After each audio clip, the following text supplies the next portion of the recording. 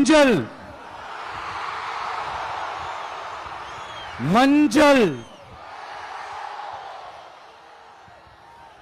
பொதுவா நல்ல காரியங்கள் ஸ்டார்ட் பண்றதுக்கு முன்னாடி இந்த மஞ்சள் எடுத்து வச்சுதான் ஸ்டார்ட் பண்ணுவாங்க. நம்ம வீட்டில் கூட நம்ம அம்மா அக்கா தங்கைகள் நமக்காக நாம நல்லா இருக்கணும்ன்றதுக்காக மஞ்சள் புடவை கட்டிக்கிட்டு தான் வேண்டிக்குவாங்க. அப்படி அந்த மஞ்சள்னாலே ஒரு தனி வைப்பு தாங்க. நம்ம கொடியில கூட அந்த வைப்ரண்டான அந்த எனர்ஜெட்டிக்கான அந்த மஞ்சள் இருக்குமே, அந்த மாதிரி மங்களகரமான மஞ்சள் விளையிற பூமி தான் இந்த ஈரோடு பூமி. இங்க வந்து மஞ்சளை பத்தி பேசாம வேற எங்க போய் பேசுறது?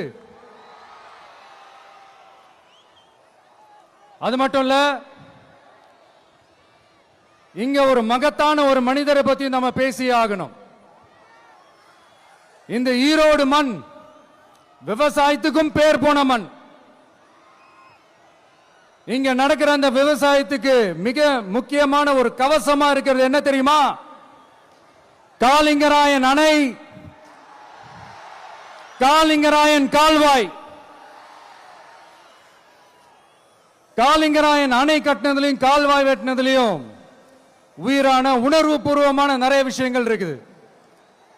அப்படி அந்த ப்ராசஸ்ல அவர் அந்த அணை கட்டும் போதும் கால்வாய் வெட்டும் போதும் ரொம்ப சோர்வடைஞ்சிட்டாராம்.